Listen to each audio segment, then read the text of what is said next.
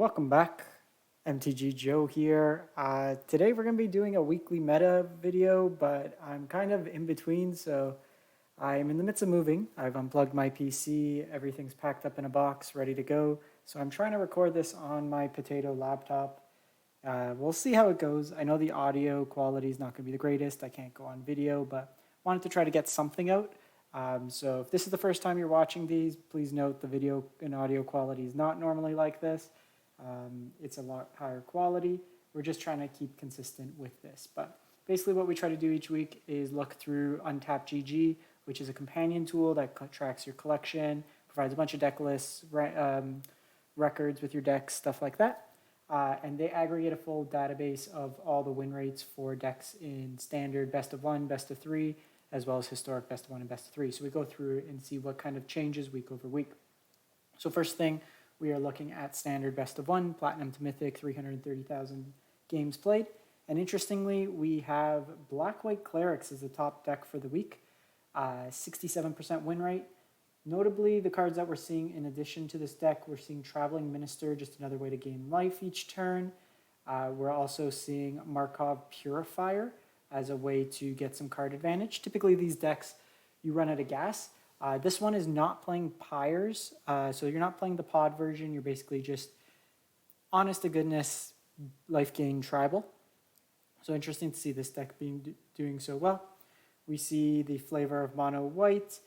Interestingly, they're opting to go with Faithful Abstinence, Valor's Stance in the removal slots, no Skyclave Apparition, no Redain, and then they're playing the Hopeful Initiates and the Thalias. We have mono green coming in next. It looks like they've opted to go back to the Ren package since looks like you're seeing less of the bounce effects, so the token is a lot better in these particular matchups. We have mono red goblins, which honestly, I don't know how this deck is actually putting up results. I tried it out for a video. I quickly went 0-3 and just scrapped the video. It wasn't even worth it. It just felt completely uncompetitive. But folks are winning with it somehow, so kudos to them. We see a Just Guys Turns list for best of one. It's pretty much the Is It Turns deck. You have Hullbreaker and Lier as your primary win cons. You have Sunset Revelry to gain life. So you're basically getting better removal and ways to gain life in the Is It shell. We have Orzhov Control, Black-White Snow. Another way to kind of play these decks. So you're getting the Edgar Fellstinger combination, and then just a deck that can be aggressive, use Meat Hook as a way to drain out your opponent, which I usually like. We have another version of Mono White. This one is looking to play your Redains, play your Skyclaves, and the Legion Angel, kind of topping out there. There's a card advantage version. I haven't seen one with Savior at this point. We're also seeing Welcoming Vampire in some numbers. Not doing as well, but Mono White can just run down folks anyways, so interesting to see that come through. We have Mono Black Control, just kind of the same Blood on the Snow package. It's basically a black snow deck, splash your color of choice. We have Jund Midrange, which is actually an interesting list. It's basically the black-red treasure deck with an Olivia on the top end, and it's splashing green for Culling Ritual, which could be used as ramp, as well as removal against the aggro decks, as well as copies of Essica's Chariot. It's an interesting list we haven't seen yet. We have the Green-White Humans list, pretty stock, coming up to, I really like the Hamlet Vanguard when we played the Green-White Humans. We played a version with Toski instead of the Taurens and Sigarda. I like that version, you got a lot of card advantage out of it. We're seeing you'll have variations of mono green. You see this version's opting for Rally the Ranks in the Humans list. See another version of Jeskai Turns, then just kind of mono black. You have your snow decks. You have a Is It Dragons list. Anything interesting about this? This looks like Sonio's list, who got to top 100. So we're seeing the Turbo Turns version as well. This one's a little bit more creature heavy. You have Manaform, Galaseth, and it's looking to take all the turns. So pretty much that. We played some Gruul Werewolves. There'll be an upcoming video. Tried both Jund and Gruul. I found it quite lacking against the mono white decks. You always felt like you were a turn behind. I'm just doing a quick scan. We see Dimir zombies, just seeing if there's anything interesting. I'm actually surprised this list was doing well. With like, Duress doesn't do too much against mono white. This seems quite slow against mono white, but I guess like with Meat Hook, it lets you catch up, and then you have your Lier and Sedgemoor Witch as ways to kind of combat the in-between turns. See, is it turns?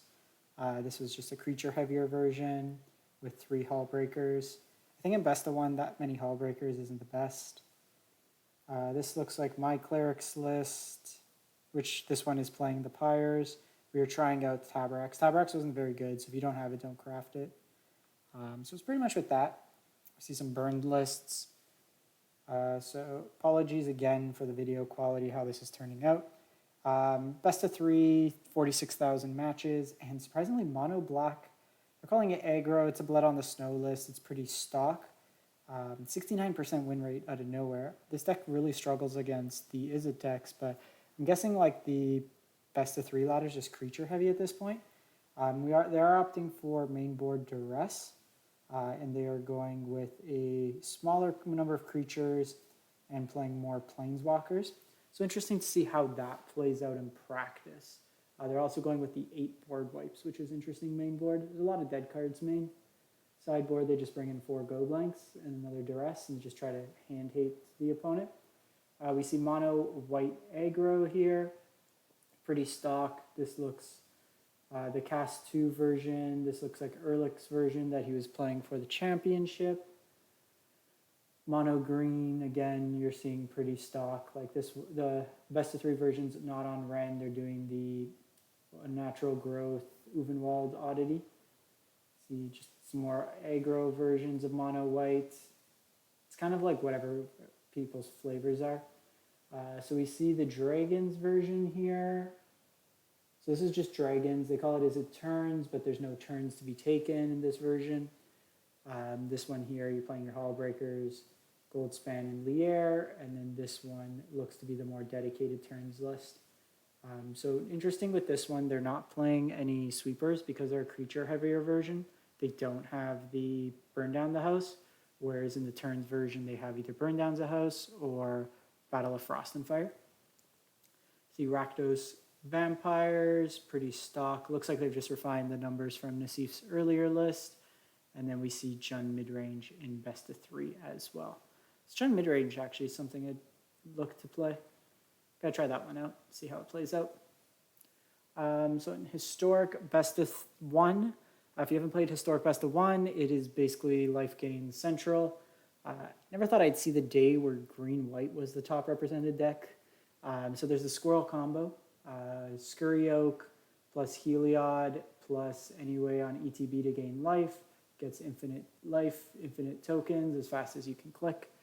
And then they have like the redundancy with Voice of the Blessed and Trelasara. This deck's, the mirrors are just really annoying to play. It's a powerful deck, but when you get into the mirrors, they just take forever. And it's just like people clicking. We see green light humans, which I actually don't like too much in the best of 1 queue. There's not as many control decks. You're playing more creature mirrors, and it tends to not have like suitable removal. I find it as a better best of 3 deck. So we have like the twin deck. We have Jeskai Control, Opus deck. Interestingly, they've opted to go completely without sweepers in terms of Wrath of God. They're only playing 2 Anger of the Gods. If there is an uptick in the number of Squirrel decks, it may make sense because they quickly can outscale 3 toughness. So Anger kind of falls short. So this one's just trying to go Turbo Magma Opus. You have your Masteries, you have your Gear Hulks to kind of loop that up. You have Auras. Auras is always that deck that is going to hang around, have a good win percentage, but it's very much you either run your opponent down or you get run down. I was trying to pick it up this week just to kind of play around with it, and I had 2 games where I mulled to 5 and 4, never hit a creature, and just packed up the deck. Elves kind of showing up, Madness, you have Enchantress like 9 lives, Arcanist. The Goblins deck's actually pretty powerful. I was playing this week as well. Kind of combo Goblins, you have Moxus to turbo out. There's another win condition in Sling Gang. This one's interesting because this gets you around the 9 lives combo because it's life loss as opposed to damage. And then you have Munitions Expert as a way to have some creature removal in the main board. Is it Phoenix? Another deck, powerful, kind of like linear in terms of just playing the same sequence. You have a Demi-Lich version. Azorius Artifacts, Affinity, had a good showing last week, but it looks like people are just more ready for it this week. And then we have best of 3, 21,000 matches. We have Humans, and like I was saying, Humans to me seems like a better best of 3 deck. There's a lot more hate cards and taxing effects that come into play. You have Squirrel combos coming through, 5-color Niv, which a deck usually represents. I personally don't enjoy playing the Niv deck, but I know a lot of folks do. You have Is It Phoenix coming in, 2 versions, a Demi-Lich version and a non-Demi-Lich version. This one here is playing cards like Strike It Rich to get free spells, to get the Demi-Lich to be kind of a discounted version of itself. If we drop the match selection just to see what else is coming up, we have Affinity, 68%, so doing well in best of 3. Gruul Aggro, JS2 is playing, I think, this version. Tarkus Commands, going more to like the old style Gruul with Gallia in it. You have your Scavenging Oozes, Ferocidons for all the life gain decks. Then just more Squirrel combo, Sacrifice. Sacrifice I'd be interested to see, like this one's the Citadel version, but if they go back to Claim with so many small creature decks, especially like if with the Squirrel combo they make a really big Voice of the Blessed, you can steal it, just kind of kill them out of nowhere potentially. You have Enchantress, Phoenix, Auras, yes, pretty much with that. There's also like some tournaments, Red Bull Untapped, so through MTG Melee, you can always check those out. We won't go through in depth there for this particular video, just given the setup, but as always, if you do want to use Untapped, you can track all your games. It's free to use for the general tracking. It is a premium subscription if you do want to get some of the additional deck lists. But for all this stuff you see here, like your games tracked, stuff like that, you can see your individual games. You can highlight to see deck changes along the way. I've kind of sucked the last little bit. I've just been trying out a bunch of decks. Haven't found anything I've liked. But like, for example, this is a deck I've been fooling around with, seeing what works, what doesn't. You can see like all your changes, your versions, stuff like that. You can also pop in and see if you run into an opponent, you like what their deck is, you want to see what they were playing, you can kind of go from there too, and it pulls up what they're playing, at least that's what you saw. So that's in the description below. You can always click that link. It's free to download, like I mentioned. And as always, if you do enjoy the content, you can drop a like, comment, and subscribe. It does help out the channel. Like I said, I apologize if the quality's not the best on this particular one, but once we get settled in with the move in the next couple weeks, we'll be back to our regularly scheduled once a day video standard historic gameplay on MTG Arena. Appreciate everyone stopping by and have a great one. Stay safe out there.